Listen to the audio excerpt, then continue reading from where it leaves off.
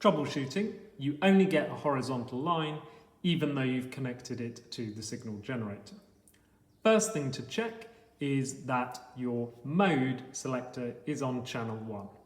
And if it isn't, put it on channel 1, which has solved the problem. Troubleshooting, you only get a horizontal line across the screen, part 2.